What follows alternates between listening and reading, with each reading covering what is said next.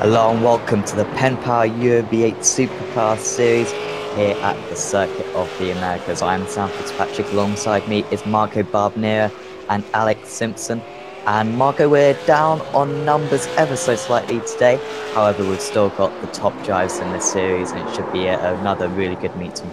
Absolutely, we are going to have two races, a sprint race, 13 laps, and then a second race, 26 laps with a mandatory stop. So we are not going to be short on fun today. No, not whatsoever. And Alex, this track I think probably divides opinion more than any other, I'd say. What is your opinion on this one? We've already heard Marco's, but yeah, what do you think of it? Yeah, I quite like the track. I think had iRacing been a little bit more lenient with some of the off tracks here, I think a lot more people would like it. I think really what gets people's nose up is how sensitive the off tracks are. You know, you can just be, your car can be 3/4 on and still pick up an off track. So yeah, that's the only thing I think that frustrates me. But once you get into a rhythm around here and you actually sort of can drive the circuit for what it is, you realize actually this is a great layout, and it does make for some really great racing as well. So should be should be fun. And I think with sort of the instant limits, shouldn't really get near or worry about them too much today. So I think the drivers will go out there and if they need to sneak an off track here or there, then I'm sure they'll do it.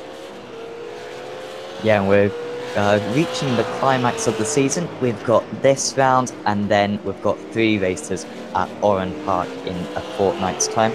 And leading the championship at the moment is Johnny Brandon, ahead of his teammate Michael Evdoka. Those two very much seemingly the 2 drivers who can still win the championship. It's mathematically possible for others with the lack of drop weeks for the last round, but those two certainly the favourites. Stephen Lattimore moves up to 3rd in the championship after a strong showing last time out. Tony Klosterman in 4th position. Jamie McKnight in 5th. Damon Gantar falls to 6th after missing the last round. Chris Jackson in 7th. Nikolai Bogotyrev in 8th. Richard Warmingham in 9th. And Stefan Nubis in 10th. As I seem to repeat quite often in this series, these scores do not take into account the drop weeks. So if you include the drop weeks, Michael Evdoka, I believe, is actually leading the standing. So it's very tight between the top 2, and it's really going to come down to the wire. Marco, you've been broadcasting the last couple of races, and I think that battle between Evdoka and Brandon, despite them being friends, I think it really is quite an intriguing one. Yes, and Brandon is absolutely the form driver of the championship because he's won the last 2 races. He won the second race at Mount Panorama, and he won the enduro race at Suzuka we had 2 weeks ago. So he's in pretty good form, and let's see what happens today, because if he can win another race or maybe do the double, we know that Oran Park is going to be crazy because the track is so short and it's 3 races with reverse grids and all that stuff. So banking and making a good amount of points today can be crucial at the end of the season. Yeah, absolutely. And Alex, you've been covering this series for a couple of seasons now. I think Brandon and Evdoka are rookies this season, aren't they? So it's quite incredible for them to be so quick, so fast, and to beat experienced fast drivers like Tony Klosterman out there. Yeah, I mean, I think having sort of spoken to them as well, they've not got a vast knowledge in this car previously. I think they've done a little bit here and there, but nothing sort of major. So they really have come in very strong. They're both very quick drivers. I've covered them in multiple series now as well. And they're always sort of kicking around the front no matter what they sort of drive. So I'm not surprised to see them there. But I have to say I was, in a way, a little bit surprised to see them, taking on like veterans like Klosterman, who has just sort of shown his quality throughout the last few years now. So all credit to them, really. They're absolutely sort of mixing it with some of the best at the minute. So not easy to do. McKnight finishing his time doesn't improve. Yes, I think that's everyone who have completed their times now. So I think we can take you through the grid, and it's Tony Klosterman with another pole position. He's really been able to rack them up in recent weeks, and he takes pole by half a second over Johnny Brandon. That's just what he needed to claw back some points on his championship rival. Chris Jackson, good performance from him in third position. Michael Abdoka in fourth. He can do some damage from there, but certainly not where he wanted to start, really. Jamie McKnight in fifth. Nikolai Bogotyrev, best of the rest. Really in sync that he's been so often this season. Very consistent driver, along with Sergei Glazkov in seventh. Anthony Woodward in eighth. Lane O'Connor in ninth. Guy Croft, I think a new driver to the series, in 10th. Johan Benter in 11th. Michael Frost in 12th. And Clyde Whiting will start in 13th place. However, didn't set a qualifying time. Yeah, quality results not quite in for me to bring up on screen, I'm afraid. Okay, I think because somebody abandoned a lap, didn't they? So we've got 15 to go, and I did bring them up, but they were all over the shot. So yeah, we'll have them up in a second. But Marco, that first corner here at Circuit of the Americas, it's a very wide turning, isn't it? And it can cause a lot of issues. Yes, because it is one of those corners that you think you get a lot of space, but then from the middle point of the corner towards the exit, it squeezes you. So you may go 3, 4, 5 wide, but then you have to really be careful. Maybe you have to go and pick an off track in order to avoid major damage. And I have to say, until corner number 11, it is an amazing track. I want to be clear about this. After that, 90 degrees corners, but we are not in a street circuit. But we are racing with the V8s, and the V8s always provide a good show, even when the layout is not very good. But I mean, from turn 1 to turn 11, it is one of the best circuits around, and this makes me angry about this track because it begins so beautifully and then disappoints. But again, we are not racing with the Formula One cars that cannot pass to save their lives. We are racing with maybe the best cars in the world, so they will put on a show. I am sure about that. And I think the qualifying is now finally over. Yes, so I think the grid positions might be up on your screen now. But yeah, I had to actually agree, Marco. The first part of this circuit is got great flow through it, and the second half, not so much. But we are just a couple of minutes away from gridding here. Just need to wait for the 13 cars to get onto the grid. Watching Jimmy McKnight currently in that car. Just line up, still the front row, yet to arrive. Alex, what are you kind of expecting from this one? Do you think Tony can maybe pull away early on? It wasn't that case in Suzuka, certainly not. No, it wasn't. It was very close. I mean, he looks good in quality to the front. I mean, like you say, he was there at Suzuka, and the guys just had him on the long run, didn't they? So I think if he's sorted that out, he might well be able to push on. If not, then I feel like Brandon and Docker and Jackson, they're going to be on him, and this is going to be a good race. We want a good race as well, purely because we're down on numbers. We need it to be nice and tight and have lots of different. Don't suppose it's going to be one big pack, but 2 or 3 packs all battling for the races. That'd be great. Yeah, definitely. And just waiting for a couple more drivers. I think it's just the front row, Tony Klosterman and Johnny Brandon to get onto the grid. Brandon's now there, but Klosterman just waiting. Shouldn't be a fuel stop in this one. Just 13 laps, and now everyone is on the grid. So the engines will rise. Let's see if Tony Klosterman can get into that first corner in the lead from pole position. And away we go. It's a good start from Abdoka from 4th on the grid, but it's a great start from Klosterman. He hangs on. Brandon having to defend against his teammate, but Abdoka's still going to go for the inside. Brandon's deep on the brakes. He just about misses Klosterman. Abdoka up into 3rd position. I think that's McKnight just holding on to 4th, but only just. But Klosterman into the lead. Start that Abdoka wanted. And Glaskov now going side by side with the Bodak car of Woodward, I think that is. And making the move stick. But a really good launch off the line there for Klosterman and Abdoka, wasn't it? Absolutely, and now we are seeing the pack starting to get a little bit strung out. Of course, they have sorted without any major drama. Oh man, Klosterman almost lost it coming out of the corner. It's going to be a tight battle, this one. Straight sprint, 13 laps, so no room for mistakes. Yeah, Anthony Woodward managed to go up 4 positions on that first lap. What a start from him.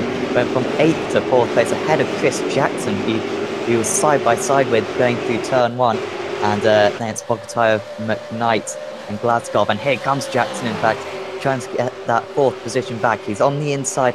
Woodward maybe feels like he hasn't quite got the pace to keep up. Jackson is through on the inside. I think, can he get it stopped? He can run wide there. Would be an off track, but wouldn't cost him too much, because what we've got to remember in this series is that you do get penalty points for off tracks. 10 off tracks or 10 instant points, and you can pick up, I think, 10 penalty points. And if you go the whole race clean, then you gain an extra 10 points. So really worth trying to keep it within the white lines. It's going to be a struggle for the drivers out there today. And Guy Croft, I think in his first race of the season, he's looking very close to Lane O'Connor, but can't quite make it through.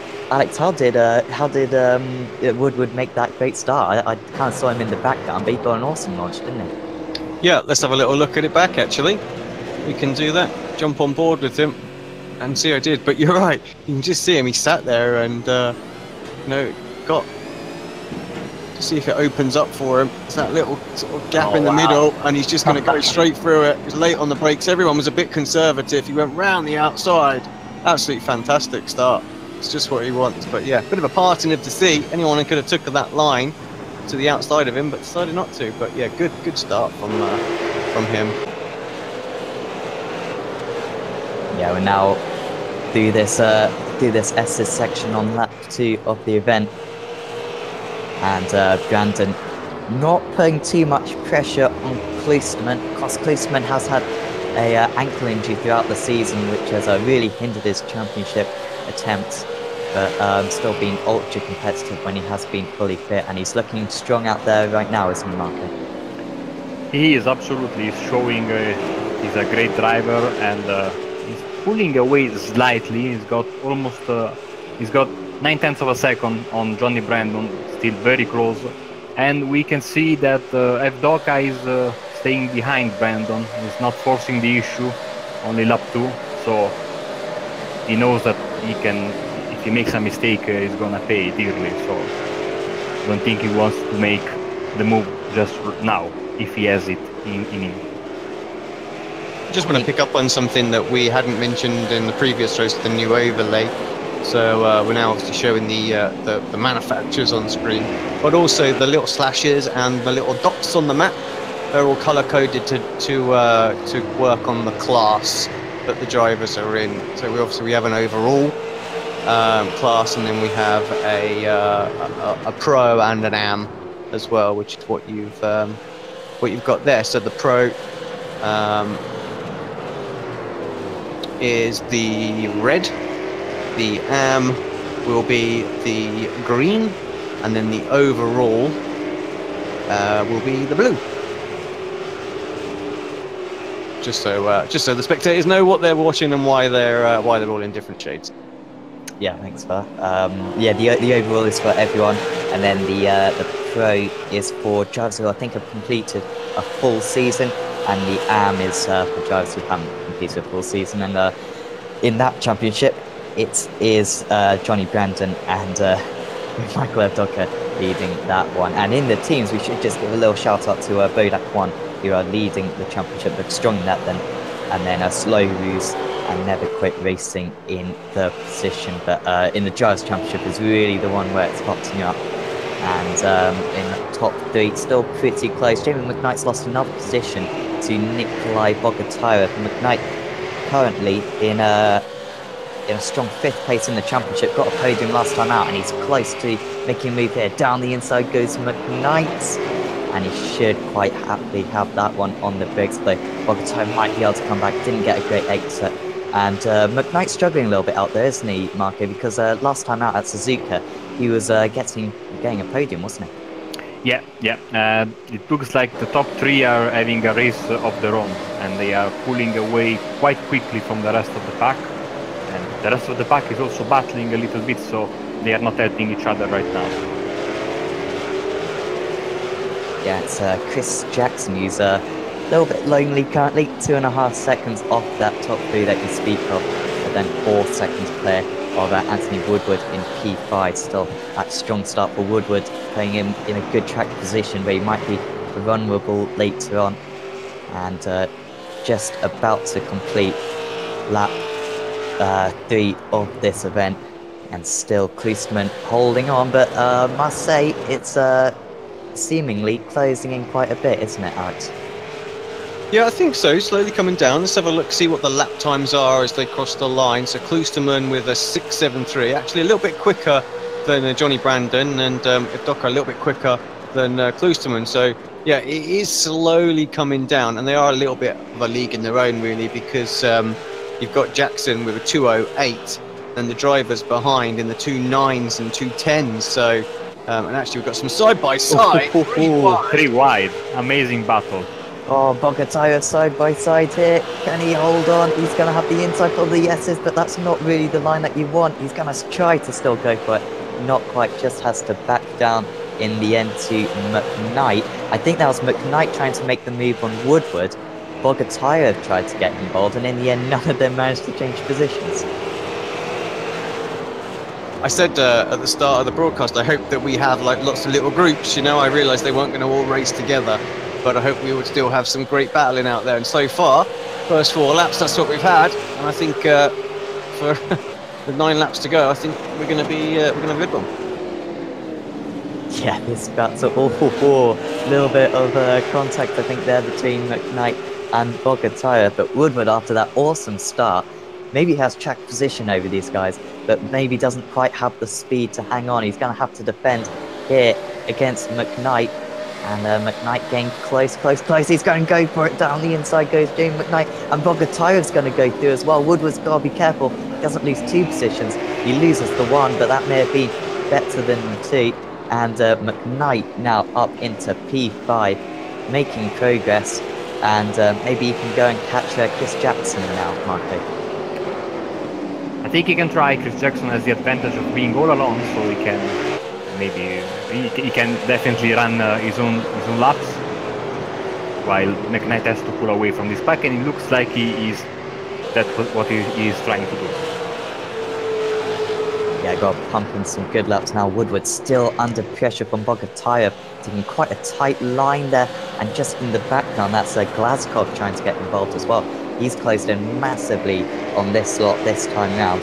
Out in the lead, by the way, Klostermann was a 10th faster than Brandon on that last lap, so he's really starting to re-establish that lead. Just maintaining it now, and that's all he needs in this shorter event.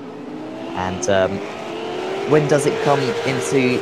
do you think Evdoka will be desperate to beat Brandon, do you think, Marco? Because if he loses, or if he finishes behind Brandon once again, that momentum that you talked about earlier on is just going to carry on building. I was asking myself the same question just a few minutes ago. It is a tough situation for Evdoka. I really don't know what he should do, because if he tries for a pass and he has damage, and they make contact and Brandon is okay and Evdoka has damage, going to be a pretty big hit in the standings for him. So he has to... Brandon is in a good position. He's in front. He can maybe let Klostermann go away and just care about his close rival. But Evdoka really has to think hard about what he does next. Yeah, now Woodward and Bogataya side by side. Bogataya looking for that P6. Woodward's great start is beginning to undo. And here comes Bogataya down the inside. Glaskov's going to try to get involved again. Oh, there's contact between the two. Shouldn't cause any damage, really. But Woodward falling down in another position. He's going to do well to hang on against Glazkov, I think, in a few seconds' time. Because Sergey is all over the back of him.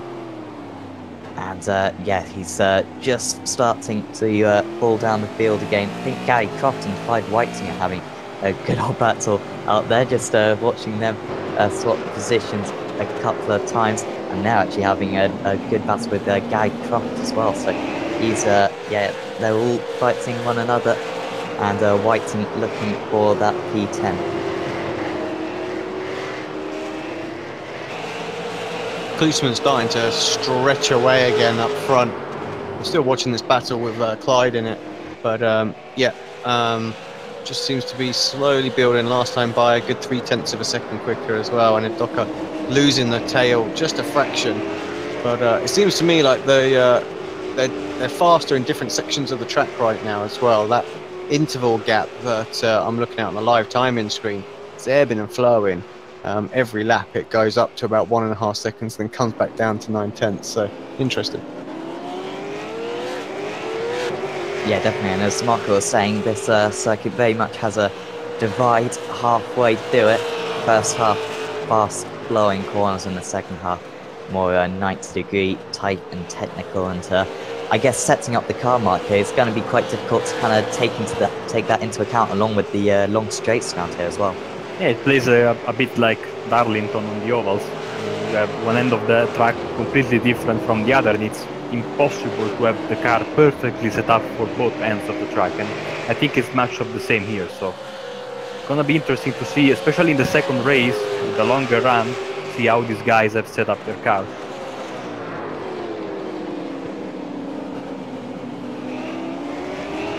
Yeah, right now this battle that we're watching, these guys are looking strong to maybe start the next race near the fronters if we get a big reverse. Hopefully we will, because that usually just adds to the excitement. That should be starting in down the inside now. Oh, it's a spin. Can he get it stopped before the apex? Yes, he can. That was a guy Koch just locked up the rears, it looked like, Alex, and had no control over the car. Yeah, that's a shame when you catch the rear lock-in like that. It's just always the same. Let me just see if I can get that back on replay as well, and jump on board. We're just a bit too late. Let's do that again. We'll just see it. I'll snap on him all of a sudden. There you go. Just comes and nothing he can do. Slides. It's kind of lucky that it kind of landed where it did. He didn't get an off track or anything like that. He was on the apex. You know, just crashed in style, didn't he? Well, yeah, he didn't lose him too much time. He's still only 2.5 seconds off the lead, but off P11. But who is in the lead is Tony Klosterman, and he's beginning to come under a little bit more pressure from Johnny Brandon. Brandon on that last lap was 0.5 tenth faster, but on this lap, I think Klosterman's already lost a couple of tenths. Now, as Alex was saying earlier on, ebbing and flowing that gap. Different positives and negatives for these drivers, but I must say, Marco, Docker doesn't seem to have the pace of these two right now, does he? He doesn't. He's losing quite a bit while Brandon is closing in on the leader. Docker is losing a bit, and I don't think he will come under pressure from Jackson, but just to be safe, I think he needs to create a little bit of a gap between himself and fourth place, and I don't think he can catch the top two guys anymore, unless something happens. Yes, I'm sure he'll be preying on that. I don't know about you, Alex, but I'm certainly one person who, whenever I see a battle up ahead, I'm just waiting for them to collide and just keeping my fingers crossed constantly so that they can't do the hard work for me. Absolutely, you got to, ain't you? That's the natural instinct of a racer, isn't it? It's like, please, guys, race hard, get into each other, slow yourselves down, let me catch up just a little bit more, get back involved. So, and I have to say, it's only going to take a couple of corners side by side, and Michael will be back there, right on them as well. If they get into each other, 2 seconds can disappear very quickly, and he could just sort of sneak a win. So he's still in there in the hunt if something goes on, but he is 100% relying on them having a good old battle. Yeah, that last lap had a really off lap there, did Evdoka. He was some 1.2 seconds slower than his teammate. Brandon must have just been a mistake. Brandon, meanwhile, was 0.3 tenths faster than Klosterman, so certainly did make inroads. I think it may have been more of an error from Klosterman in the first parts of the lap than anything else, because he's really stabilised that gap in the past lap or so that we've been following them, and still only about 6.5 tenths between these leading two as they come into this hairpin. You can take so many different lines, I feel, through here, and Brandon's slightly tighter on the apex. If you were going to try to make an overtake as Brandon, Marco, where would you kind of aim to make a move? Is there anywhere obvious, do you think? I think turn 1 and turn 11, which is the hairpin we just passed, the prototypical Tilke hairpin. We see that in all of the tracks he made. He has the long straight followed by a tight hairpin. We have it in Sepang, in China, here, almost in Abu Dhabi, everywhere. And I mean, it makes sense to have a long straight followed by a tight corner, but this track also offers turn 1, which adds to the excitement because of the change in altitude there. So I think those two corners are the best passing opportunities. And I think Brandon is looking very, very feisty now. So he might try to make a move before the end of the race. Yeah, a bit of a wiggle there for Brandon. Coming out of the penultimate corner, now through this way. Oh, another big wiggle. Didn't lose much time to give credit to him. Well, he's lost, I think, about a couple of tenths, perhaps. That last lap, he was 1/100th slower. Again, Evdoka lost another 3 tenths. He's simply not got the pace of these two. And I think I saw it earlier on in the week in the Discord chat how Michael had never done a race down this circuit, and he was very much still learning it, and that would very much explain why he's perhaps not quite as competitive as he sometimes is, but he's still right there in the mix, trying to keep in touch with those top 3. Because we should give a shout out to Chris Jackson doing a great job in P4, still keeping very reliable, and always seems to kind of be in the next group behind maybe the absolute fastest drivers. So Chris doing a great job. He's got a 12-second lead to Jamie McKnight, who has failed to really make an inroads on him. Bakatairet's still following as well. He's got equal pace, really. Hasn't pulled away too much from Woodward and Glasgow, but Woodward still hanging on to that P7 after that incredible start he had. And yeah, Glasgow just looking for the move past Elena Connors, another 4 seconds back. But he's very much by himself, and then another 14 seconds to that. That's what we saw earlier. Clyde Whiting, Johan Venter. Whiting must have got past Venter then. And then Croft, we saw have that spin over. And then Michael Frost rounding out the field in 13th position.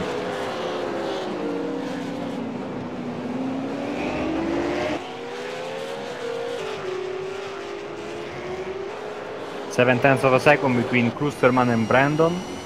I think that John is pushing really hard. We saw him sideways at the end of the previous lap. He's trying to close the gap. But I think being in his position, you have to keep one eye on the race and one eye on the championship. And so far, he's doing a good job because Evdoka is behind him. So I wouldn't necessarily go for the overtake if I were him, but again, I am sitting in the chair and he is driving, so the thinking process is a bit different. So I think if he gets an opportunity, a clear one that he can see, a little mistake, little twitch from Tony, then he'll have a run. It needs to be a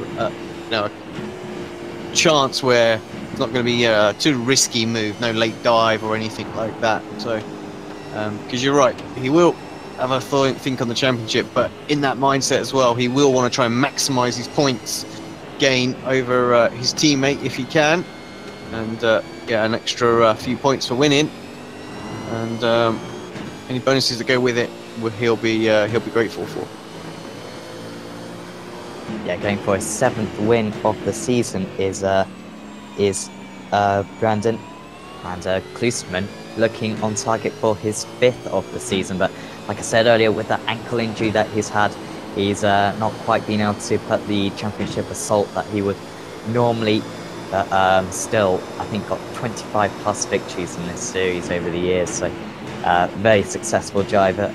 And right now, the championship leader, or second place in the championship, Johnny Brandon, still can't quite overcome the veteran of Tony Klusterman. Evdoka continues to fall back, but he's just dropping a couple of tenths every time and just can't really get in touch at the moment.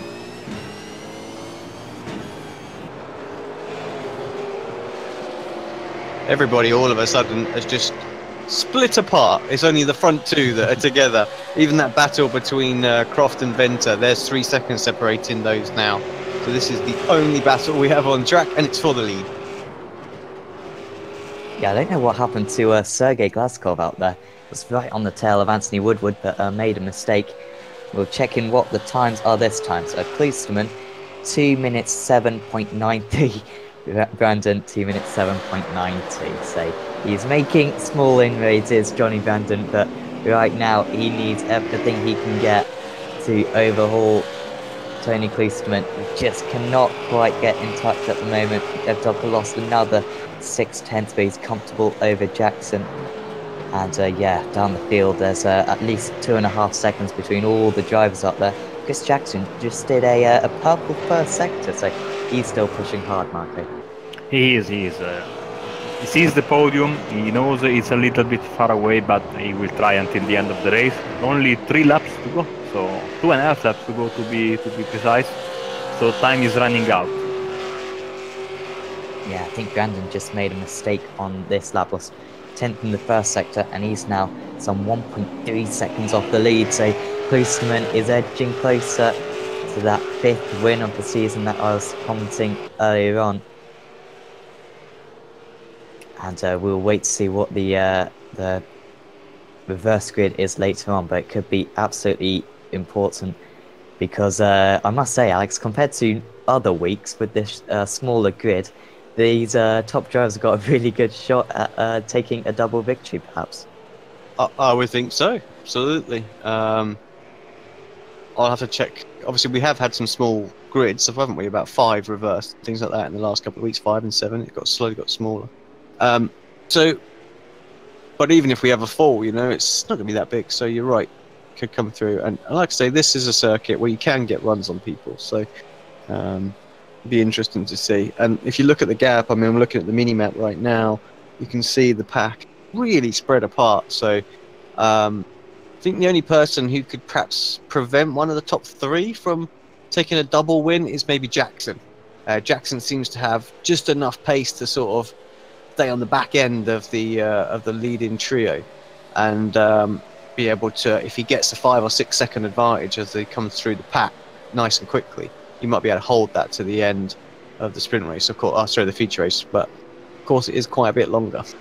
Yeah, the top guys will undoubtedly be helped by the fact that we have a smaller grid, but they will have to be careful of not wanting to make up too much ground in the first corner if we have like a total reverse or something like that, because drama can happen really quickly there in the first corner.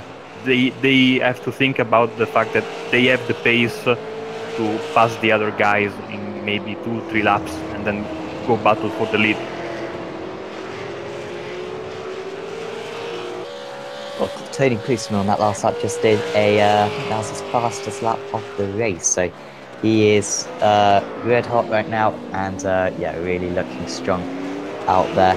And yeah, like you were saying, Marco, they've got to make sure that they didn't make a mistake in that turn 1 in this in the next race, because the could well be side by side potentially, maybe not for the lead, but in 10th and 11th places perhaps going into that turn 1.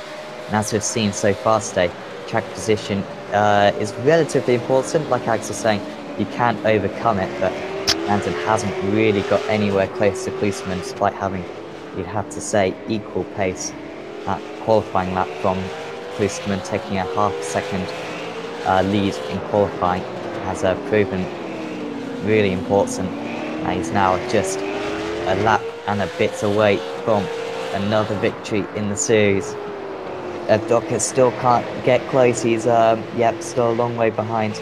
4 seconds back to Jackson in 4th. And Glazkov is starting to close back in on Woodward. It might be a little bit late after that mistake he made, but he has brought that gap down to about 1.9 seconds. He's brought it down by about half a second in the past lap or so.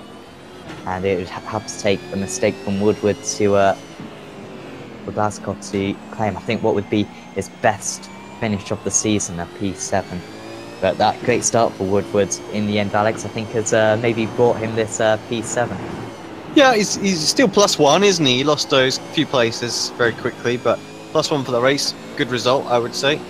Top 7. He'll get a good clutch of points, and yeah, be happy with that, as Glasgow just took a very funny line through the penultimate corner, very early entry, and of course he struggled on the exit and picked up the off track, and that's something else as well. If you don't know, watching on the stream, whenever they flash red in the position, that's just to indicate that the driver's had an off track.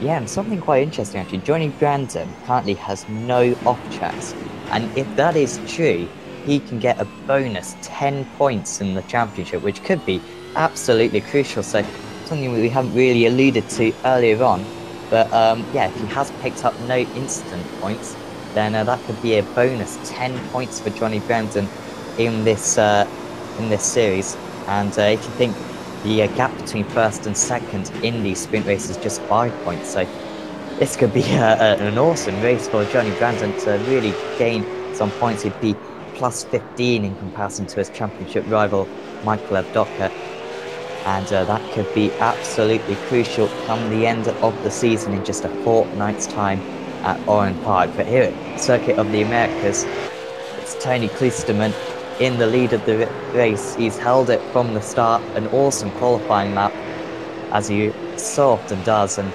maybe unlike in previous rounds in this championship, he's had the pace to fend off any challenge that's come towards him. Johnny Brandon's given it his all to take those extra 5 points, but it's going to be Tony Klisterman for his 5th race of the season, and he comes across the line and he wins the sprint race here at Circuit of the Americas. Johnny Brandon in 2nd place, Michael Evdoka in 3rd, and Chris Jackson will soon cross the line in 4th. Mark, that one maybe didn't quite have the wheel-to-wheel action between the top drivers, but it was clear to see they were really evenly matched on pace. Absolutely, it was a masterful drive by Klusterman. He was under pressure for the entire race, and he didn't make a single mistake, I think. So he just had a little bit of a moment in the very first lap when going through the S's, but after that he kept focusing on the track, and he held off Brandon to take the win. Masterful drive from all the top 3 drivers. I think they were amazing. I'm hoping for another great race in a few minutes. Yeah, hopefully. That next race should be coming to you about quarter past 8 British time and 7:15 GMT. But just seeing these drivers cross the line, Guy Croft coming across the line in P11 after that little scary moment. I think Johan Venter may have had an issue in the closing laps, and yeah, had a bit of an off, I think, on the last lap, which cost him a few seconds, and Michael Frost will round out the field. So I think we can take you through the final standings in this first race of the evening. Tony Klisterman takes the victory by just 0.8 of a second over Johnny Brandon. Michael Evdoka didn't quite have the pace of the leading 2 in 3rd. Chris Jackson, good performance from him in 4th. Jim McKnight, good drive through the field from 7th at one point. He recovers to 5th. Nikolai Bogotyrev in 6th, more solid points for him. Anthony Woodward, after that great start, still gained 1 position from his starting position in 7th. Sergei Glazkov in 8th. Leno O'Connor, a bit of a boring race for him, but still more solid points for him in 9th. Clyde Whiting in 10th from last on the grid. Guy Croft in 11th. Johan Venter 12th. And Michael Frost in 13th position. We will see you in about 25 minutes. Got the wheel, got the wheel. Oh, you got the wheel, yes. Almost denied me of my pleasure. Right, give it a spin and see. We will.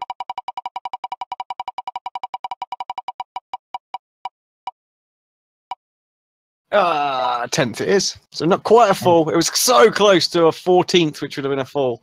But yeah, 10th in the end. So Clyde Whiting will be on pole position with Lane O'Connor in 2nd.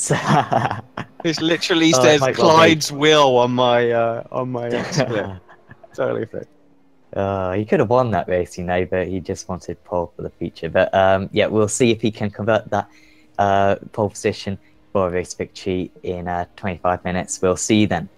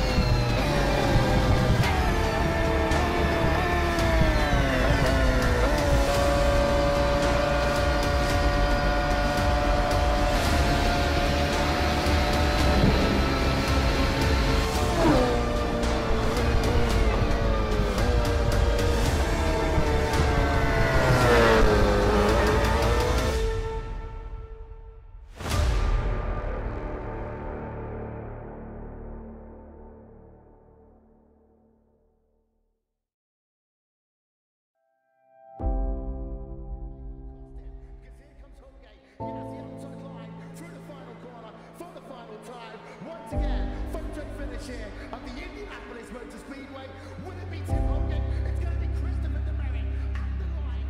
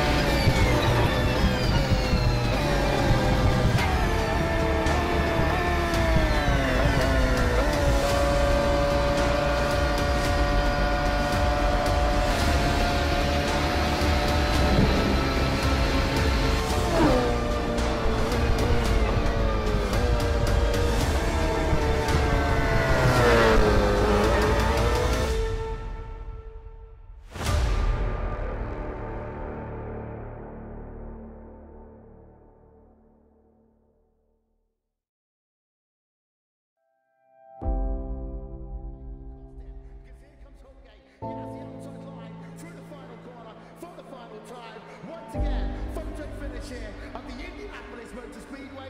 Will it be Tim Holgate? It's going to be Christopher DeMerry at the line.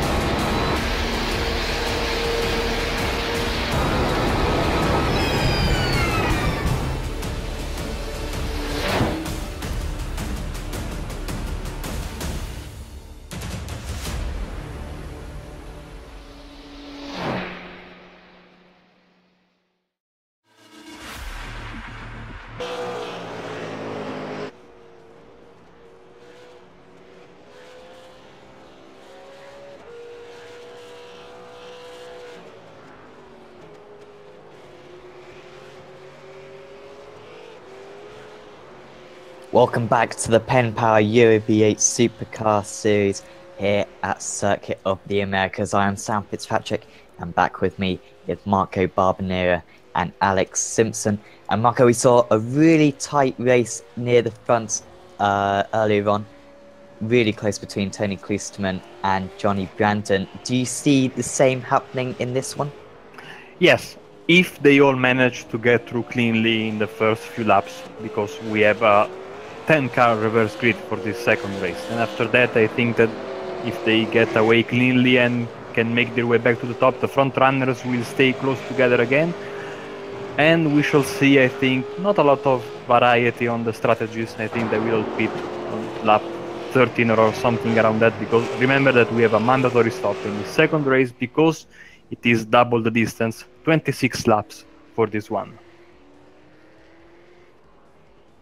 Yeah, gonna be should be about an hour-long race, this one, and like you said, strategy is going to play a part. Alex, the racecraft in that first race, we saw overtaking possible, but Johnny Brandon, he just couldn't really have the overspeed on Tony Klusman, could he, to really mount a proper challenge? Yeah, I think the pace between them was so similar. You know, there really was nothing in. And one lap, Tony was quicker. The next lap, it was Brandon, vice versa, and it just kept going like that. And yeah, we just got to a position where Johnny just couldn't get close enough to even try and overtake. You know, there was always that 0.6 of a second gap, really, in all the critical sort of overtaking zones. So, yeah, in the end, Brandon just held on. And it looked like he kind of knew that about halfway through the race, saw that he was on 0 incidents and thought, you know what, I can win this points overall by just staying here and getting the bonus point. And that's exactly what he did. I saw Tony only had 1 on our system, which means he might have got away with it. So we'll have to check the official stand-ins at the end of the end of the night. Yeah, now the drivers are gooding up, so we can take you through the grid. Clyde Whiting on pole position, Lane O'Connor in second, Sergei Glazkov in third, Anthony Woodward fourth, Nikolai Bogotyrev in fifth, Jamie McKnight sixth, Chris Jackson could be a dark horse in seventh, Michael Abdoka in eighth, Johnny Brandon ninth, and Tim Klusman 10th. The engines are rising, and away we go.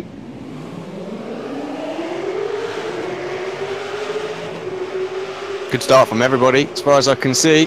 3 wide for the second row going in. Oh, this could close down. Oh, they touch.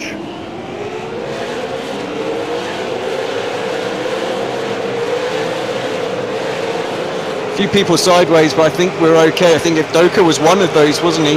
Yeah, I think it was. Brandon got through. We'll get a replay of that back at some point. Little things settle down. Yeah, sorry about that. Had a couple of issues, but yeah, Clyde Whiting into the lead, and Anthony Woodward. Another good start, wasn't it? So yeah, up a couple of positions, and Tony already up 4 positions up into the P6.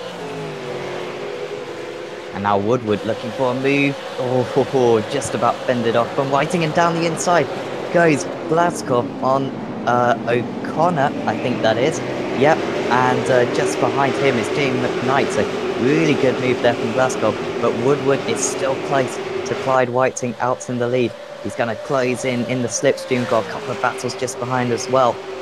Side by side maybe for the lead, breaking down into this hairpin, and lots of side by side action going down into the hairpin. Let's see if anyone makes contact. Oh, wow. Jackson, he's trying to make a move, but Klusman round. And he's nearly collected Michael Frost.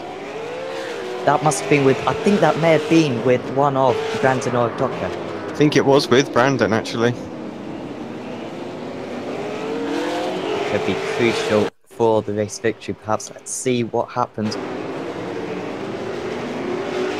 Definitely yeah, with it was with Brandon, yeah. Yeah, because I think Brandon lost a position as well. So Brandon's down the inside. Do you know what? It was checking up. It really wasn't Brandon's fault. I think it was Lane O'Connor checking up in front. It was exactly that, and that's what checked up Tony, and yeah, Brandon just nicked him, and yeah, sent him around. So a bit unfortunate, pure racing incident. No one to blame there.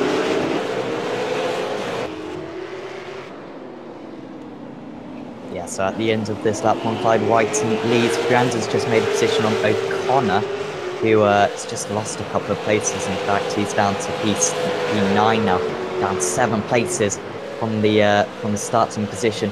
But it's all so close in this opening, in this front pack. The leaders trying to make their way through the field. Of Docker in 8th, Brandon in 6th. That's the championship. That's what we've got to keep an eye on. Klusman is still going, but he's going to have some kind of magic up his sleeve to bring this one back. And such a long way behind. And Glazkov actually closing in on Woodward now. So it can be a little bit too far back for turn 11, I believe. Has a little bit of a look. And he's going to go for it. What a move there from Glazkov. That was so far back. That was nowhere there. That was absolutely incredible, Marco. Yeah, he used the other opponent just a little bit as when you play pool or snooker. You use the side of the table to make the shot, and you use the side of the opponent to make the pass. Barely. Oh, is he round? Yes, he is round. A little bit of help from McKnight. That was Glasgow from hero to 0.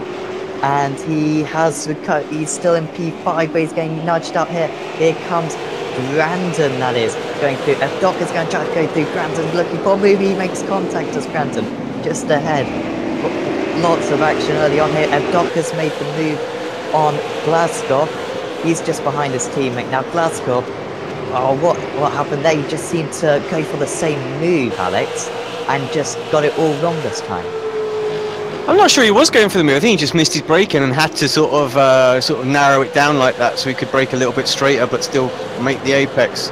And constantly trying to save the rear end as they're side by side for the lead. But yeah, so just a bit unfortunate, I think, for Glasgow. And then he got freight train, didn't he? He was just offline and couldn't get back in. And wow, in for turn 1. Oh, they're defending hard. Can't get it stopped there. Surely not. Oh, they're no. all hit. Oh my goodness, that was never gonna work. Hard hit for Jackson. He got it really hard in the left side of the car. Yeah, just missed his braking zone, and Jackson got a big hit, didn't he? Yeah, he got a lot of the brunt of that. Doc and Brandon just about missed it. They came away from it unscathed. It was sort of McKnight on the inside, and Clyde really defended it hard, and McKnight couldn't make the corner then, and sort of ran Clyde wide, and Clyde into Jackson. So, but McKnight got a nice comfortable lead. What that has done, of course, is if I just sort of see where he is from the replay, has allowed Tony to close back in, because that really checked up the whole field. So he's there right at the back of the pack. So it's almost like race reset for him. Yeah, just what he needed. And Bogatayev and Glasgow close. Bogatayev recently made the move, I think, on Glasgow, maybe down at that turn 1 kerfuffle. And down the inside goes Bogatayev. Deep on the brakes there. Glasgow again, and Bogatayev's, I think, going to get the move done, but down the inside again goes Glasgow. Don't make contact. And they just about get through, but Glasgow might lose another position here. Can he just nudge out Croft? But big contact. Glasgow's going to make the corner still, but through goes Croft, and everything's just going wrong for Sergei Glasgow right now, Marco. Yeah, absolutely. We are seeing a lot of argy-bargy here, and let's remember to the folks watching that these guys will have a quick repair available when they make the pit stop. So not all is lost for those that got damaged. And now Doka on the inside of Clyde Whiting, and he makes it stick. So Doka makes another position. Yeah, Whiting might try to fight back, but I doubt it, to be honest. And yeah, this was the move going into the final corner. Not usually an overtaking spot, and Whiting was quite lenient there. Doesn't want to mix with our championship leader. I think it was wise just to give him a bit of space there. Chris Jackson was overtaken by Johnny Brandon on that last lap. Could be important because Jackson's got similar pace to Brandon, and now that Brandon's into 3rd place, it should be pretty simple for him to claim another couple of positions, have the lead. And of course, he'll be looking for the championship or the race victory today. He's already picked up 2 instant points, so he's not going to get another bonus points. And here comes Jackson having to defend. And down the outside goes Avdoka, but Jackson just about gets it stopped. And Avdoka's going to have a great run here. It's got to be the damage, Sam. Has to be. He's really slow. He's really struggling. He got a pretty hard hit, didn't he, lap ago in turn 1. And you can see the front left took an absolute pounding. Can't seem to quite get the traction and the drive that he wants. Car's not handling, and I think he's going to lose this place this time to Avdoka. Indeed he does. Or he'll be pitting early on. That was Nikolai Bogatayev, I think, really skipping the hairpin. But Jackson, loses the position to Avdoka. Brandon just made the move on Woodward, by the way. So Brandon up into P2. his teammate trying to keep up, but you know what? Brandon looks super strong for this one. Klusman's up to P8, by the way, so maybe a chance at a podium still for Tony. But that race victory is seemingly quite a long way away. This was the move from Docker. Oh, sorry, this is the move from Brandon, sorry, earlier on into turn 12. And yeah, pretty basic move there.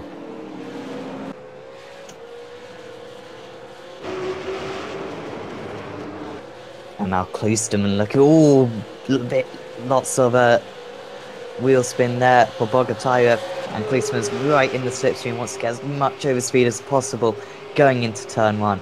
And with the wide entry here, he should quite easily make it as long as he doesn't snatch a bait, and he does. Where do you think he can perhaps get up to now, Marco? Where do you think Klosterman can finish after his issues early on? Well, I think top 5, but if nothing... Oh, there's a big crash at the S's. I think it's Gary Croft. Oh, wow. Yeah, Gary Croft and... I think, was it Lane O'Connor? Was it Glaskov again? Oh, well... He's getting his elbows out this time, isn't he? Look at the state of that car. It's absolutely hammered. We said we wanted a bit of extra race in this one. Glaskov must have heard us. He's throwing it in here, there, and everywhere. So yeah, just to finish my thoughts, I'm sorry, Sam, to get this out of the way, I think that Klosterman can get up to P5, P4, if nothing happens in front of him. Because we still have to do a pit stop, and there may be penalties, another contact, so... And he's trying to make another pass. On to place a little wager, and I think he'll get a podium. I have to agree. I think he could get second, actually. I think with Avdoka's struggling with pace, I think, and still in traffic as well, he's not quite scything through the field as he'd like. I think Tony's looking good for a second place here. So, yeah, I think he's looking good up there. Maybe mix up the strategy a little bit. Maybe go long in this first stint. Maybe go really short in this first stint. But Woodward under pressure from Avdoka. This is where Avdoka made the move earlier on, and he's looked to the inside, but just sits in behind. You can get the slipstream here. It should be pretty basic come turn 1. And yeah, it's just going right into the toe now. And he'll duck to the inside. He's not really got the overspeed. It's going to be a little bit brave, but it should be simple for the championship leader to take that 3rd position. And yeah, now just got Jamie McKnight, who's holding on against Johnny Brandon, but Brandon on that last lap was 1.6 seconds faster. Yeah, I just want to pick up a quick point as well on the overlay. I know there's lots going on. Obviously, we saw purple initially for McKnight, and then Klosterman went purple, but Brandon did a 2:07, which was quicker than both. But it was an invalid lap, which is why it didn't come up with the with purple. So just so the spectators know and think, what's that all about? So no bonus points for Brandon in this one. Nope. Maybe for Klosterman, however. Well, surely you got 4x with that hit. Yeah, actually, Doesn't show. Unfortunately, the overlay only shows the off tracks, doesn't, or based on GPS, not any 4x's. So I don't know if any of us are admins, so we can't see. Oh, for the lead. Yeah, down the inside, McKnight gives him space, and Johnny Brandon into the race lead, and he is potentially only about 20 laps away from his 7th race victory of the season. He's looking really strong right now. Klosterman just got past Jackson, I think. Really, Brandon's only challenger, arguably, is Klosterman, and after that early contact, not looking too strong for him. But this is the move he made, and it was actually a very nice one down the inside. Jackson gave him space, and Klosterman up into P5, 5 places above where he started. Remember, he was stone dead last at one point. But with that relatively clean car, I must say, despite that contact early on, he's still making his way through the field. Next up for McKnight would be Michael Docker, actually, in 3rd position. He needs to catch and chase him. He was 6 tenths faster on that, or sorry, 2 seconds faster on that last lap. Docker, in fact, was a purple time, so maybe Marco, he's really found his groove around this circuit now. Yeah, absolutely, and he needs to catch Johnny, absolutely. Time is running out. After this, there will be only 3 races left, the 3 races at Oran Park, so it's do or die time for him. He has to finish in front of Brandon and secure his position atop the standings.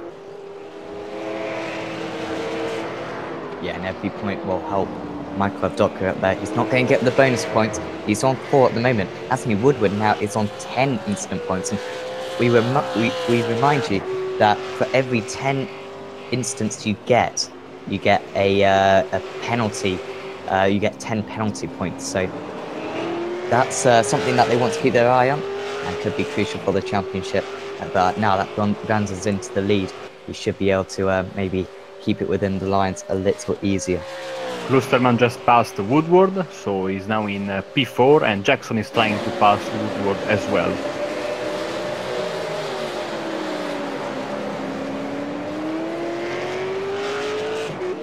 Yeah, and Jackson making that move on Woodward. I think it was a pretty simple overtake in the end. Oh.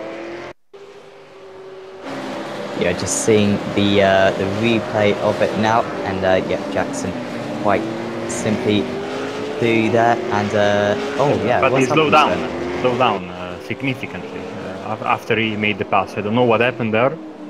He did not cut the corner, so he did not get a slowdown penalty. I have no idea what happened there. Yeah, very odd one, and he's now really under pressure from Nikolai Bogotayev, who's kind of got to make this move stick now, otherwise he's maybe not going to have a chance. Here comes Bogotayev straight through on That's surely going to be a slowdown. Yeah, that was a Verstappen move. Well, we'll wait and see. Bogotayev, I think he's got away with it. Yeah. Yeah, would have certainly been an incident. There's no doubt about that. He's only on 2 currently, so he's doing a good job. But yeah, he's hung on to that one. So yeah, good move from Nikolai.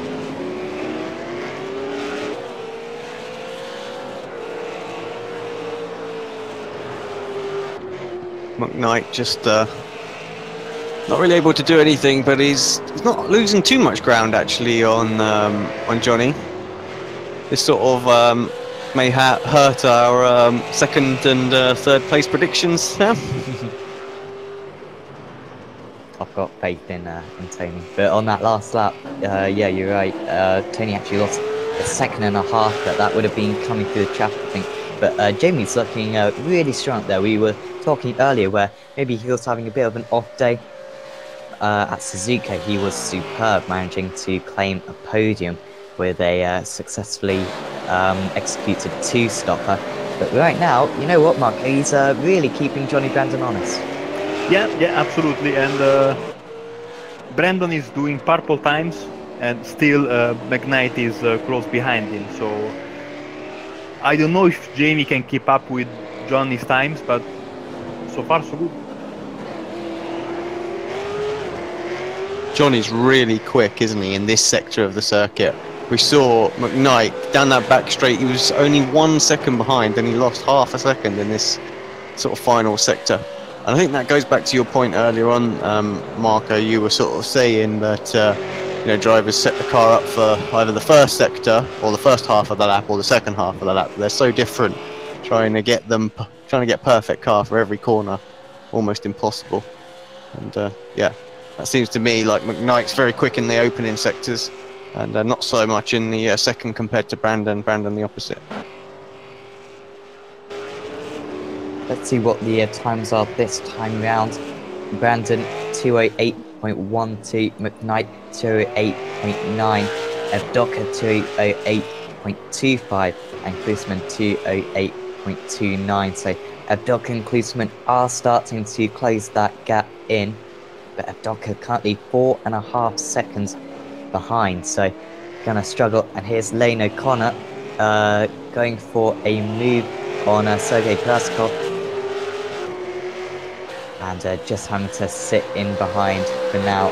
But Guy Croft is just behind them after his earlier spin with Johan Bentzer. So Glasgow's really been in the wars today, and yeah, just needs to try to recover what points he can after a bit of a turbulent event so far.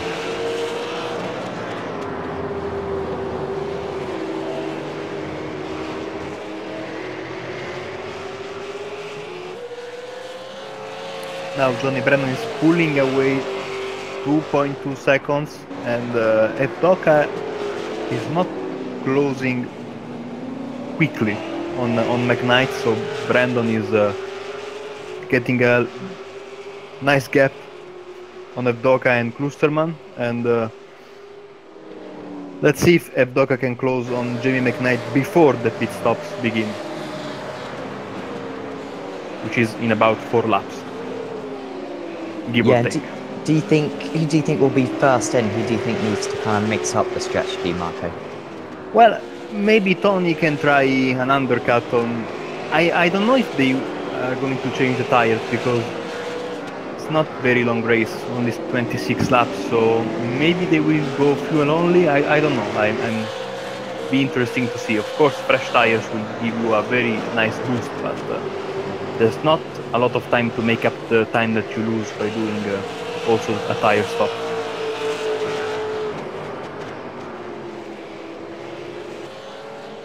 Chris Jackson seems to be into the pits, and yeah, I think he's the first to bite the bullet, and he is. This is lap 7, so as early as I think we assumed, the range should be from about lap 7 to lap 19 for these drivers to pit, and Jackson hasn't really had the pace or the race that he wanted so far.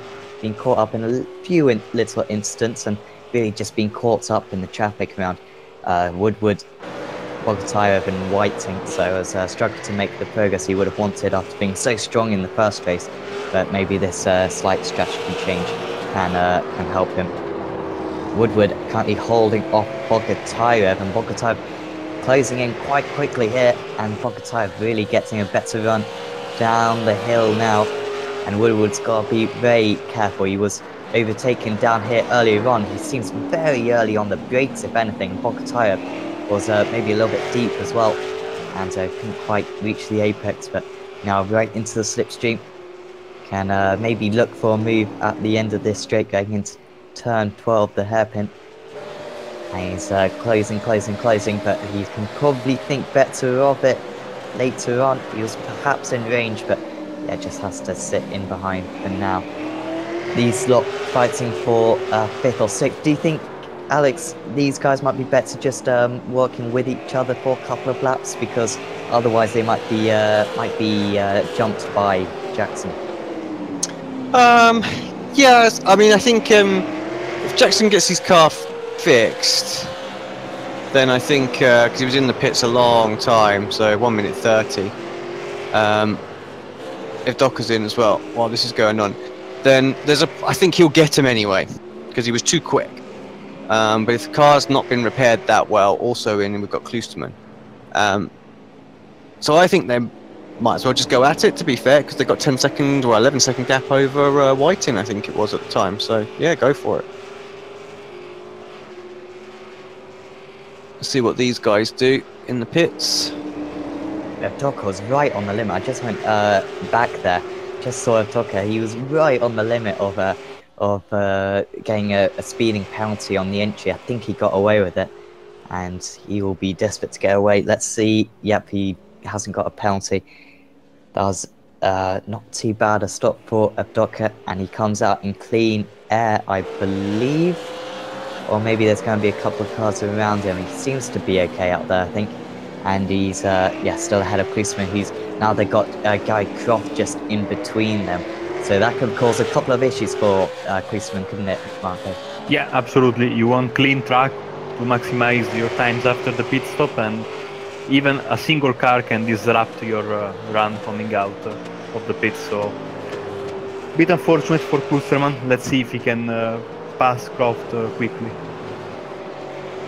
Just want to point out they were about 45 seconds faster in the pits than Jackson, so Jackson's race really unfolding for him. He has got his car fixed, but it has cost him an awful lot of time. So, but that is a bit strange because he has a fast repair, so I don't know what happened there. Yeah, maybe speeding penalty then going in. Yeah. Yeah. We Which is saw just some of them at Suzuka, so yeah. Last thing you want when you're in that sort of situation, isn't it? So, but yeah, just they have a habit of just sneaking up on you at the worst possible time. Now, will either of these two pit, Woodward and Bogatira, really racing a battle by themselves? But we'll see if maybe one of them tries to outfox the other by pitting slightly earlier. We'll see. Woodward's not in. Is Bogatira in? Yes, he is. He is straight into the pit. So Bogatira maybe going for the undercut here. Feels like he's got the pace advantage. I think he does, as we saw in the first race. Bogatira managed to make the overtake on Woodward, and this way he can maybe put in a good outlap and make the track position on his rival. Sergei Glaskov, after all his issues, he's back up into P4 now. Hasn't pitted yet, we should add, but he is ahead of Lane O'Connor, so maybe he can fight for a top 6 later on, but he's wide there, and that's not going to help his cause one bit. He's got Clyde Whiting just behind you. I think just got past Lane O'Connor, actually, so Whiting starts from pole, can't be 5th. These three yet to make their pit stops, and next up after them will be Evdoka and Klusman, and Evdoka and Klusman will be desperate for these three to pit very soon, otherwise they will have to get involved in this battle, Alex. Yeah, exactly. There's no point in from their point of view, they'll be like, get them in. I think we expected lap 13, didn't we? I think that was going to be when we were going to see a major pit party. Yeah. So, yeah, at the end of next lap. So I think they should be okay. I mean, he's, what, 4 seconds back now. He is closing in pretty quickly, but I feel like, yeah, we'll see. That pit lane will just open up next lap, and everybody's going to jump in, sort of 50% zone. And, yeah, should be okay. So here comes O'Connor right in the slipstream of Clyde Whiting. This is for P5. And he looks to the inside here. Connor went a little bit early, but he's going to make the move pretty easily. No, he's not. He's spun, half spun. He's made the move, though. Full credit to him. Clyde Whiting hasn't been able to respond.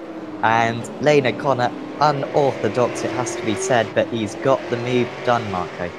Yeah, it wasn't clean, but it was effective. Let's put it this way. Scary moment for Evdoka. If he was just a couple of seconds in front of where he is right now, he could have been involved in that, so he got away with potential trouble there.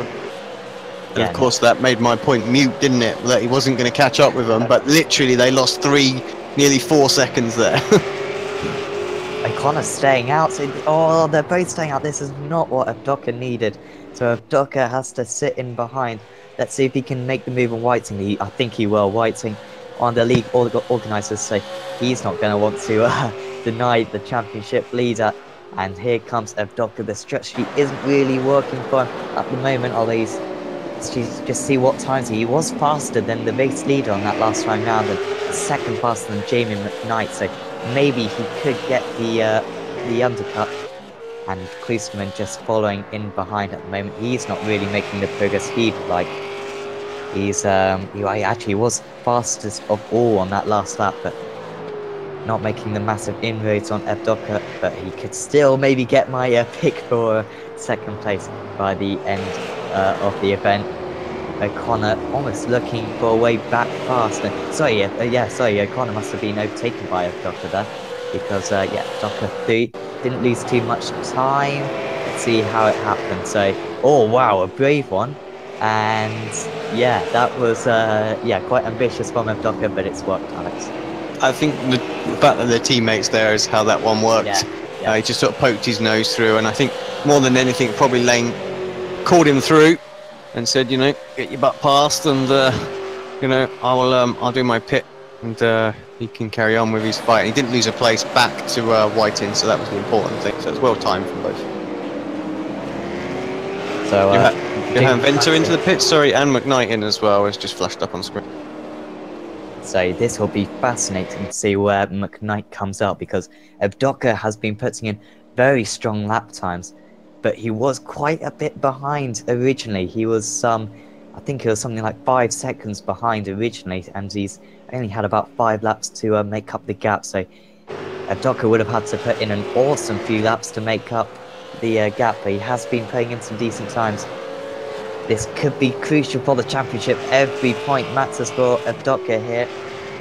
He's on 8 off track, so he could well. Oh wow, he's sliding all about. Let's see where McKnight is.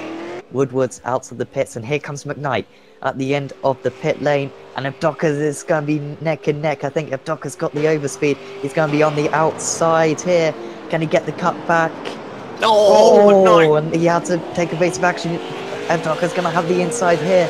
He's going to have the inside for turn 2, and through goes Michael Abdoka. That's an important move. It seemed as though maybe McKnight had that one, Mark 8, but he just made a mistake at turn 1. Yeah, when you come out of the pits, it's sometimes difficult to get immediately in a racing mode. You just took a little bit of a break, so you made a little bit of a mistake. Would have ended really badly for both of them. Thankfully, he saved the car. They avoided contact, and now Abdoka is in P3. Yeah, and that will be I'll be P2 in a few minutes once Woodward pits, and Brandon will just have to make sure he doesn't pick up a speeding penalty, because other than that, he's going to be leading this race. I think after the pit stops have been complete, he's leaving it a little bit later. He can afford to up 8 positions from his starting place in P9. Klosterman's just made the move on Whiting. That was quite simple for him. Again, Whiting, one of the league organisers, isn't going to get involved in that battle too much. And yeah, Klosterman up into P5, but he's got to make 2 overtakes for to really get the most out of this race he can. And we wait to see if Brandon comes in this time. Fastest lap of the race for Klosterman in the previous lap, 2:07.54. So he is pushing, that's for sure. We might see a great battle for the podium in the final laps. Yeah, hopefully. McKnight's keeping in touch with Abdoka, but I have to say I'm sceptical of him being able to keep up. Abdoka's actually been faster than his teammate Brandon for quite a few laps now. I wonder if Brandon doesn't quite appreciate how fast his teammate is and is just concentrating on the instance. I think he's got a little bit more to spare. He's on 7 off tracks at the moment. However, he did make contact with Abdoka, with Klosterman early on, so he might be reaching that 10 instant, reaching 10 instants, and that would give him a 10-point penalty in the championship. And because every point in this championship matters, with it being so close between the 2 teammates of Bodak, Johnny Brandon, and Michael Abdoka. Let's see if Brandon pits this time around. We're getting near the end of his lap. Only Brandon and Woodward still have to pit, because Whiting is coming out of the pits right now.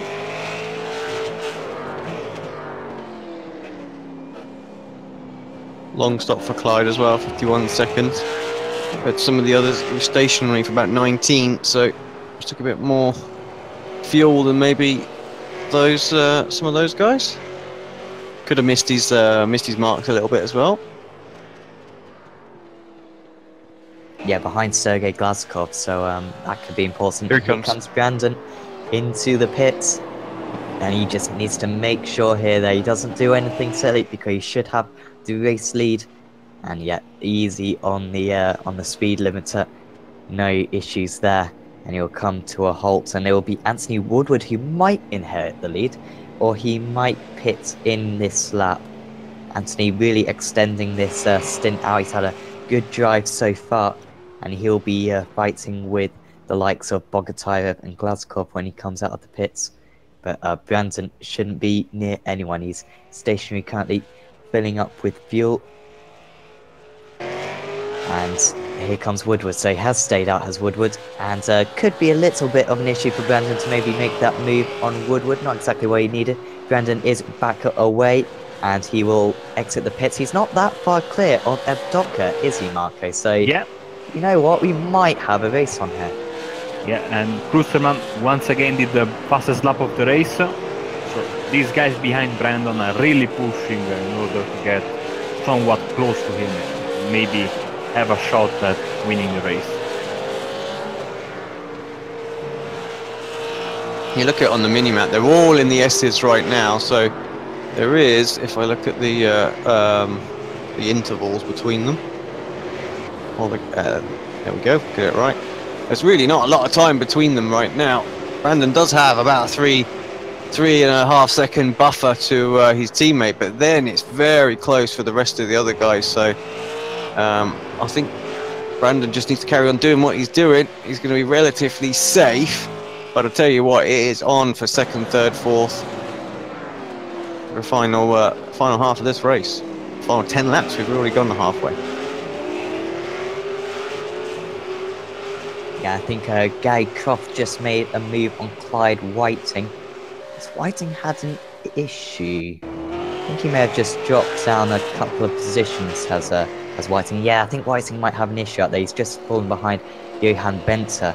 So not sure if he's still out. I think he's still out there, but the pole sitter is not having the day he wanted. Yeah, I was trying to catch the overtake, but couldn't quite see it.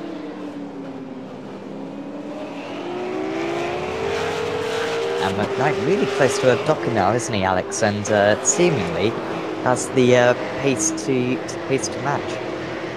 Yeah, I think he's getting the hurry up, isn't he? Tony's catching him up behind, so he knows he needs to push on. And you can see Michael there. There's nothing like having a driver just ahead of you, that sort of 1 second out that you know you're pretty close to, just to sort of push you, motivate you on, help you spot your braking points just that little bit better, so that you're not missing and making any little mistakes. All the while just piling that pressure on. So I think it's working quite nicely for Jamie. Yeah, that last lap of Docker did a 2-minute 9 dead. McKnight 2-minute 8.68. Klusterman a 2-minute 7.37. So much faster for Klusterman. And Docker up to the 10 off tracks now. So it could be quite important. That is a guaranteed 10 penalty points for Docker. He's been notoriously good at that, actually, at Docker through the season, compared to others who's picked up very few penalty points. But today he is going to add to his tally, and that could be important for the championship. Brandon, meanwhile, is on 7. However, he did make contact with Klusterman early on, so he may already be up to that 10 instance. And I do want to remind you that sometimes our overlay is perhaps not quite as accurate as iRacing. Unfortunately, we don't, unless we're an admin, we can't get access to that information. So we just do it on our own GPS points. And they're not always as precise as the iRacing ones. So they give us a good idea as Brandon moves for the lead. But yeah, so we're aware of Doka might be on 10 on our system. He might actually be on 8. So, or 7, you know, so we have to be careful there. Yeah. Sadly, Clyde Whiting is out of the race. So How about 2 retirements then? So Whiting and Frost.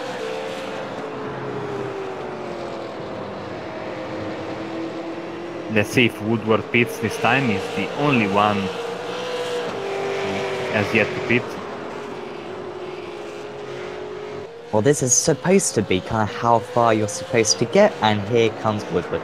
So he will come into the pits. Just looking at his times, 2 minutes 11 on that last lap. Bogatyv 2 minutes 9. So I think that's a done deal for Bogatyv. He should be able to inherit that 6th position. Would be another, or sorry, that 5th position would be another really strong finish for Nikolai. He's really come on strong, I'd say, in the second half of the season. He's looking good in the championship, currently 8th, and could gain more places due to a couple of drivers not being able to turn up for this event today. But yeah, Bogatyv should be able to inherit that position. But Glasgow, big gap back to Glasgow. He's going to try to be chasing down Woodward, I think, in the closing stages. And Brandon just edging away from Adoka on that last time round. He was 6/10 faster than Adoka, so certainly Marquez seemingly kind of holding back that gap now. Yeah, and we are having a little bit of a battle brewing here for P2, and matter of fact, for all of the podium spots bar the first place. because Evdoka, McKnight and Klusterman, as you guys can see on your screens, they are very, very close to each other and they are matching their pace really well. So I think we are going to have a proper battle from now until the end of the race.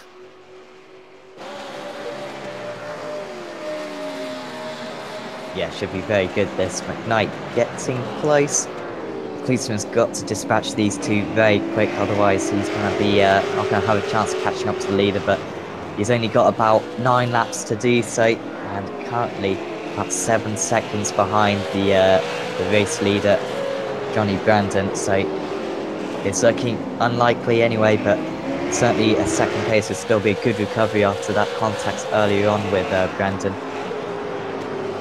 And I wonder, you don't think that could be caused any issues early on for Klusterman, Alex, and maybe affected his pace early on? I don't think so. I mean, he might have had a tiny little bit of damage, but pace still looked pretty good. He was still sort of in the 208s.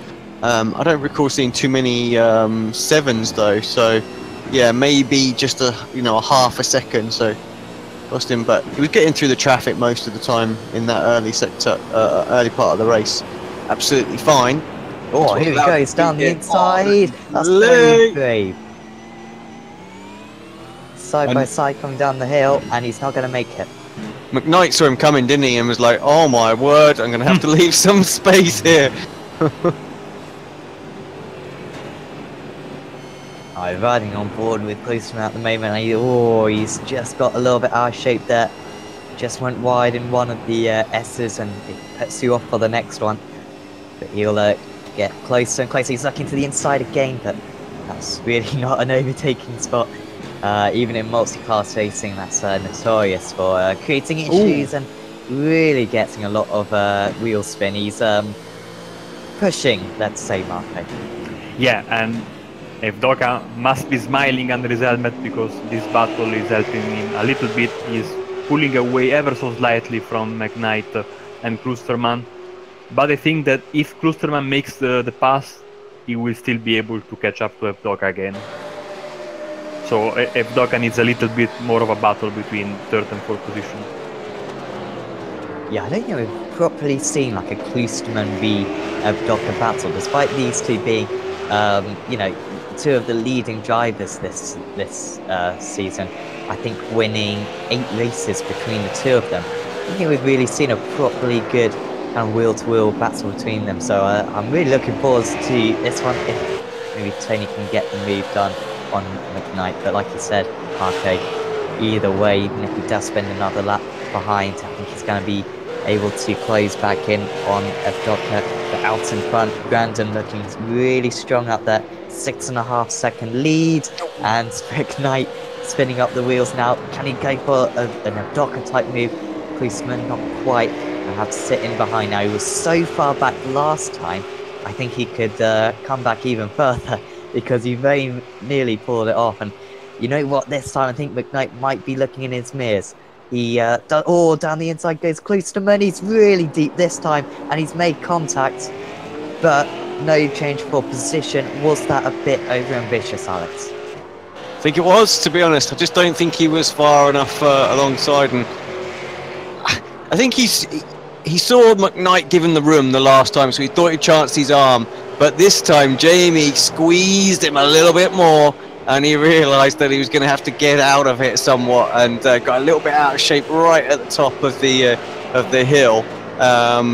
Yeah, this is what Evdoka needs. You know, it's like, come on, guys, you just keep doing that. That's fine. And McKnight get a little bit leery coming out over the hill there as well. So all the time they're doing this, it's just helping him build up, because he looked the slower of the 3 drivers just a few laps ago, and now he's starting to pull away. And while I've got the mic as well, it seems you might have a fan or on the chat, Marco.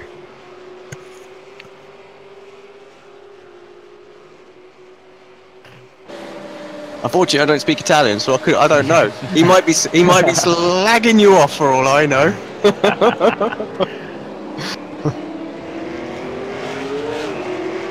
McKnight holding on against Klusterman. Klusterman really did close in a lot through the S's. He dropped about 3/4 of a second in turn 1 with that attempted move, but he's right back onto the tail. And Marco, do you think that turn 1 is the best chance, or do you think maybe McKnight has wisened up to it now? I think you can pass there, but both of those moves have been overambitious on Kloosterman's part. So I think he'd be better off trying a move in turn 11, the hairpin. By the way, about my fan, Ciao Simone, but I cannot translate what he said because it's not safe for work. So. Brilliant. It's a good job it's not like Twitch, is it, where the chat comes up on screen. Okay, this time Kloosterman did not try to make a move. He's staying behind. Maybe we'll try a pass in turn 11. Let's see. Let's see if he can stay behind McKnight here in the S. Yeah, he certainly has the seemingly has the speed over McKnight through this S's section. But yeah, he's just taking a slightly different line. I don't know if that's deliberate or not, or maybe just finding a little bit of understeer in that car. It's just dropped back ever so slightly to about 4.5 tenths of a second. And now needs to get the better exit there for McKnight compared to last time when he really spun up the wheels. Way too far back for Kloosterman here. Oh, this has got the line, surely. Yeah, he's got it here. Now needs to get into the slipstream. Let's see how much drag these cars have in comparison. There's a slow car on the inside. I think that might be Venter just getting out of the way. Wise to do so because this battle is about to really reach its climax. And here comes Kloosterman down the inside. He got the slipstream, and this should be quite simple. But McKnight, I think, might try to hang on to it. Gave him space though, and McKnight didn't defend too hard there. Saw the inevitable, and now these two will start chasing down Michael Evdoka.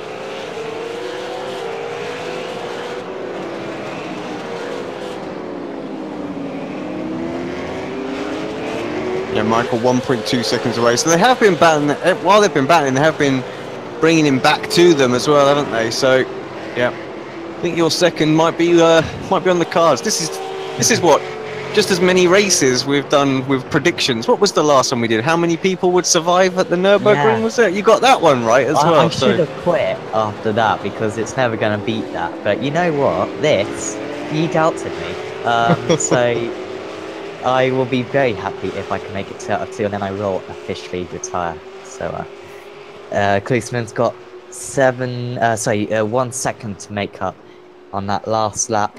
Despite making the overtake, he was 6 tenths faster. He's been absolutely superb today, hasn't he, Tony Kloosterman today, Marco? Absolutely, yeah. I think he will catch up to Evdoka in a matter of a couple of laps, and then he will try to make a move. Johnny Brandon is safe in front, but I think that P2 is more than a possibility for Kloosterman right now. Yeah, and Brandon hasn't picked up any incidents recently. He's on 8, so we wait to see, because as Alex was saying earlier, that's not for definite, and of course we don't take into account the contact seized either, so we'll have to wait and see. But if he can get those 10 extra points on Evdoka once again in this race, you'll edge closer and closer to the championship leader. And I remind you, in 2 weeks' time, Oran Park, we've got 3 sprint races.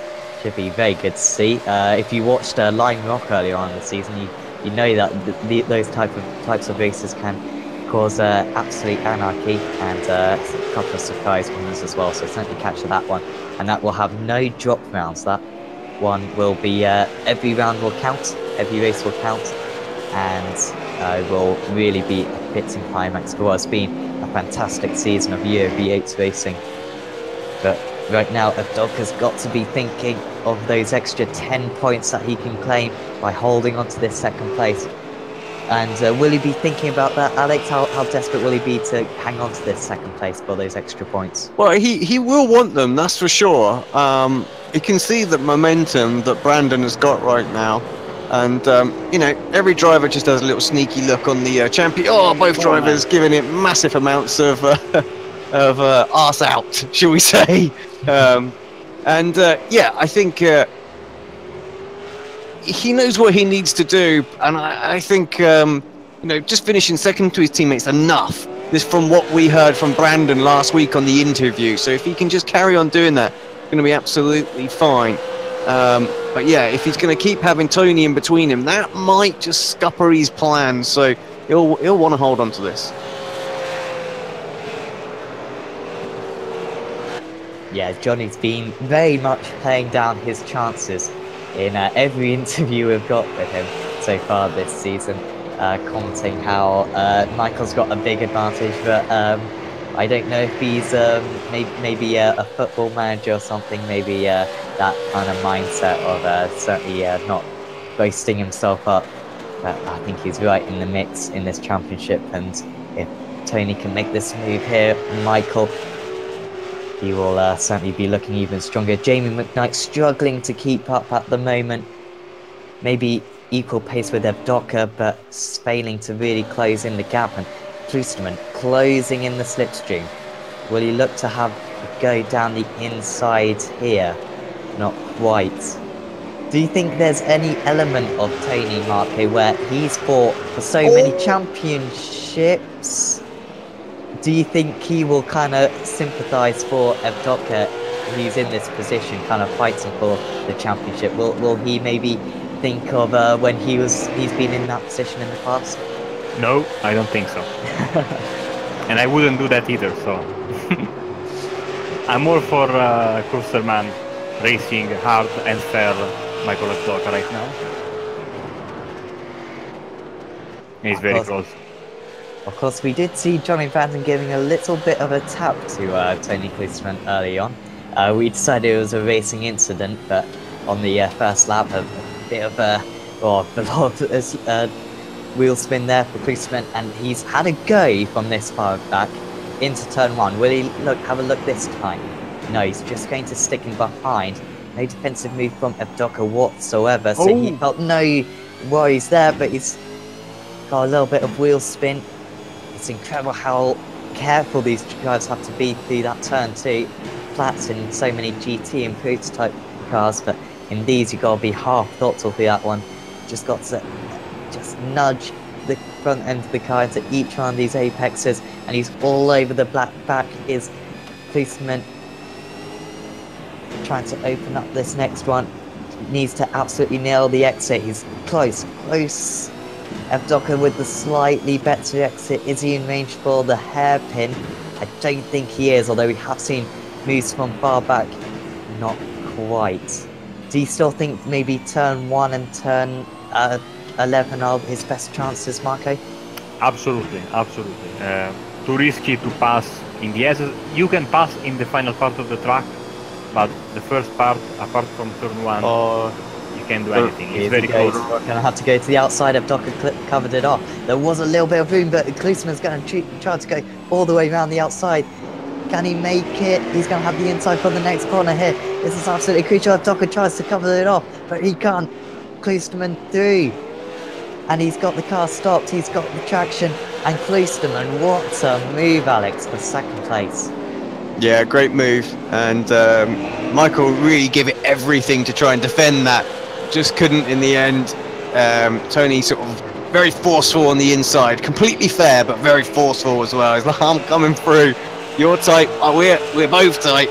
We're both going to run out wide. So, yeah, you're just going to have to deal with that. And, yeah, good move. And McKnight's just hoping and praying that there'd been a bit more contact. I think he could have slipped back up into second, and so was I, just so I could get my prediction right. But it's not right. It's what happened. Now the big question is: will McKnight be able to close? Oh, slow down. Oh, he's got slow down.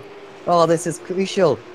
Evdoka slight. He cut the final corner, and all of a sudden, Michael Evdoka's gone from second to fourth, and he absolutely needs to claim back this podium.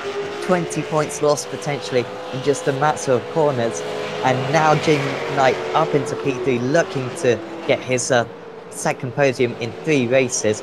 In fact, actually third podium in 4 races, thinking about it after Bathurst.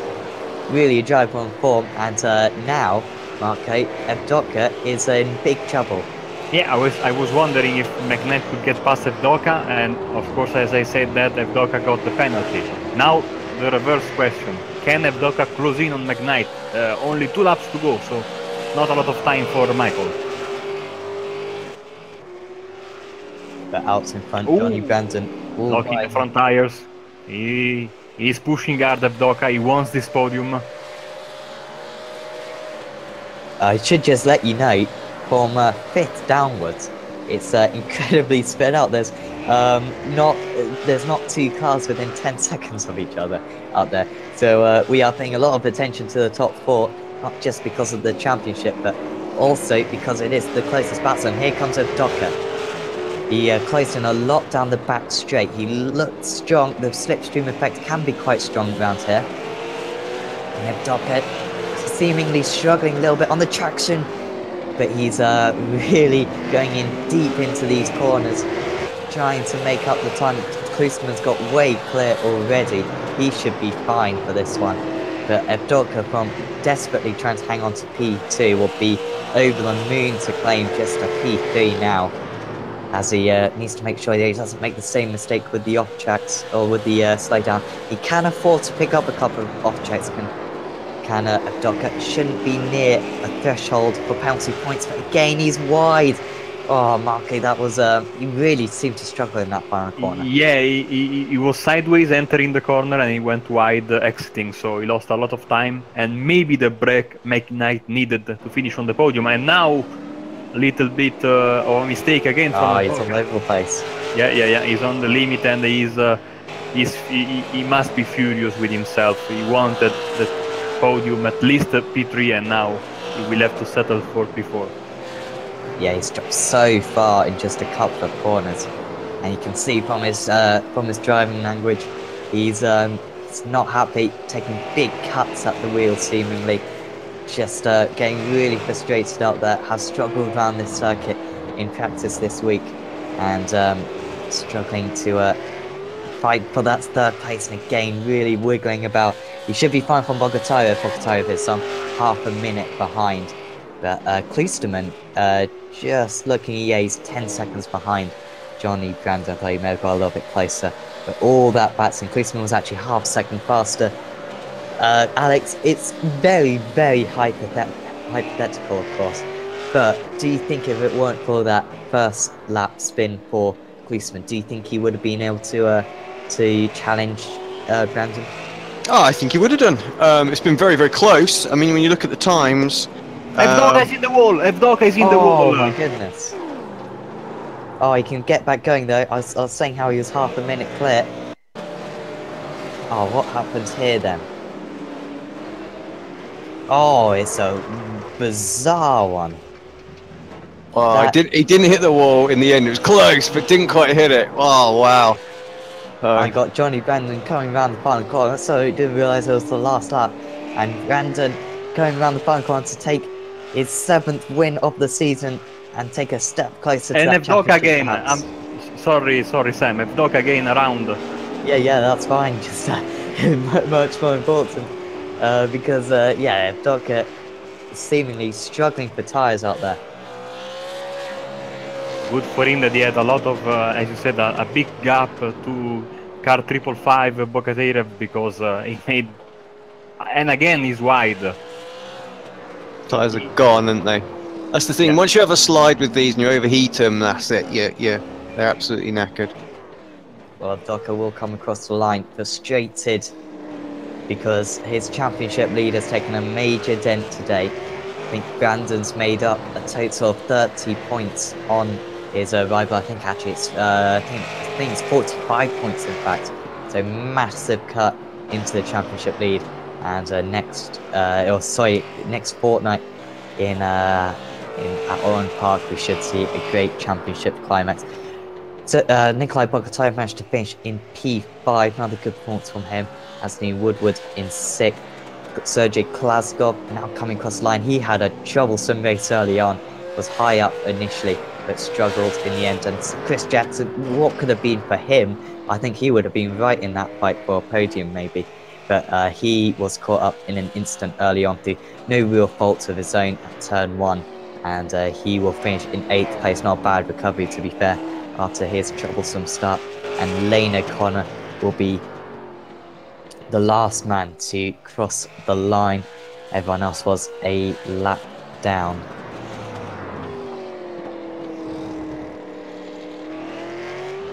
So I think we can take you through the final results now. And it is Johnny Brandon taking the race victory from P9 on the grid. It was pretty simple for him in the end. After making his way through the field early on, he had fantastic pace out in the lead. Tony Klusman just hung on against Jamie McKnight. We weren't quite watching that in the closing stages, but Klusman hung on for P2, McKnight in P3.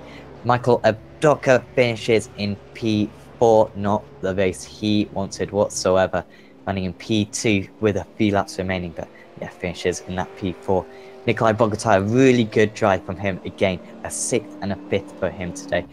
Fantastic drive. Anthony Woodward, solid points for him. It's been a good day for him, actually. A 6th and a 7th. So too, Sergei Glaskov, I think a 7th and an 8th. Chris Jackson, what could have been for him? Like I said earlier, maybe could have been fighting for that top 4 positions, but he comes home in 8th. Lane O'Connor finishes in 9th. Gary Croft, his first meeting of the season. He did well in the end, kept it clean in P10. Johan Benter in 11th.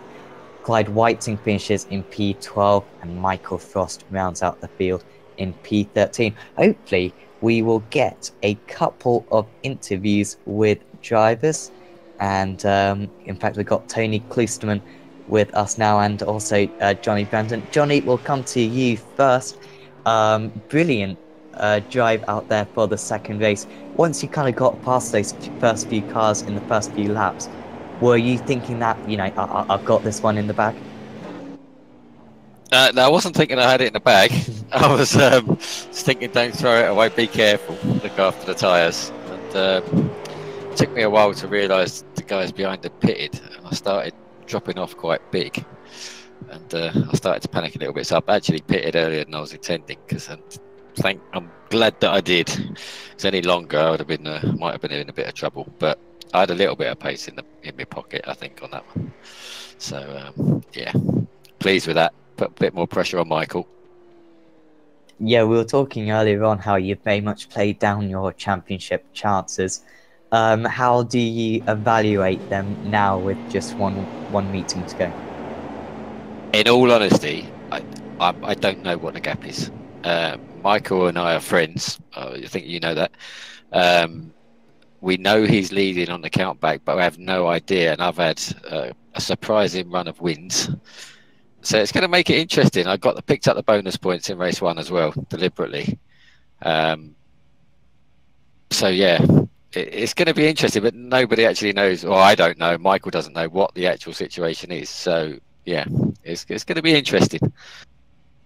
Yeah, I think I think with the drop weeks going into this one, I think you were pretty much level. I think from what I've seen in the past, I think your drop week, you dropped 90 more points than Michael, and the gap going into this one was 90 points. So I think you may actually be in the lead, but hopefully Clyde will be able to tell us going into the final round at Oran Park. Oran Park, have you got much experience round there? It's very unique circuit.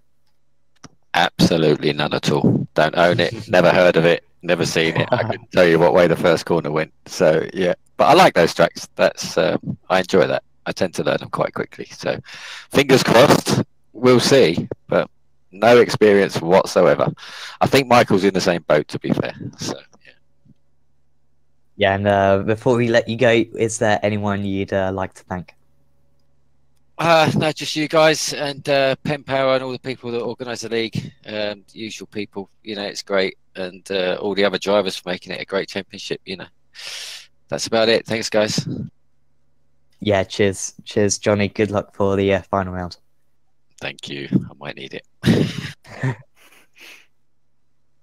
So, Tony, awesome first race. Really well done. You were driving just so consistent out there, so measured. Would you rate that as one of your best drives of the season? I'd say it was a pretty good drive. Johnny was keeping me honest, that's for sure. I don't think the gap was much more than 1 second at any point. So it was a good, clean race. It's a little easier when you're in the lead and eyes forward instead of having to chase down. So it was a good race, yeah. Yeah, and in that second race early on, we saw a little bit of contact with Brandon on that first lap, I think it was. What was your view on that? It just seemed as though kind of everyone got packed up into kind of one spot for a bit.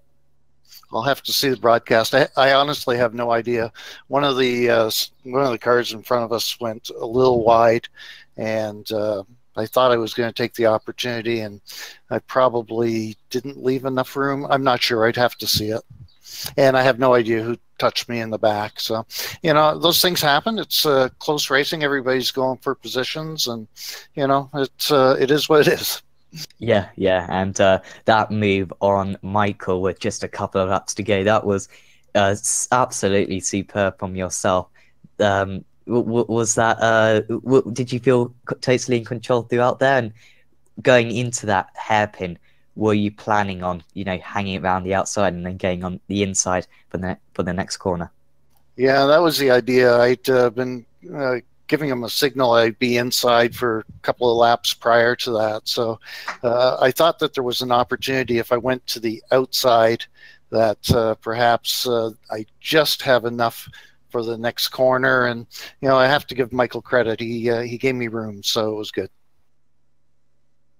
Yeah, and with one round to go, I think you've got a little bit more experience around Oran Park than maybe Johnny does. One that you enjoy? Yeah, at least I own it, and I've raced on it before, so I have a little bit of an advantage now. But we'll see what come 2 weeks. Both Johnny and Michael have proven that they can come to new tracks and excel. It was a lot of fun in practice today. Johnny and I were swapping fast laps, so it was good fun today. Yeah, and before we let you go, is there anyone you'd like to thank? Well, obviously, you guys for broadcasting the races. You do a superb job. PenPower for sponsoring the league, and SimAbility, our sponsor. Thank you. Yeah, thanks, Tony. Good luck for good luck from the final round. Thank you. Take care. So, Marco, with one more round to go, this championship is really hotting up now, isn't it? Yeah, and I wouldn't want to be in Michael Evdoka's shoes tonight because he needs to regroup, and he needs to regroup fast. He has 2 weeks to clear his mind. Sadly for him, we go to a track where racing who can be and will probably be very hectic, so he will need to be sharp and do his best in order to win a championship, because Johnny Brandon has won 3 of the last 4 races and is looking very, very good money for his value. Yeah, and we will see you at Oran Park in just 2 weeks' time. Tomorrow we've got the BSR Grand Tour, so tune in for that one. But yeah, in 2 weeks' time, we'll see you at Oran Park for the final round of the Euro V8 Supercar PenPower Series. See you then.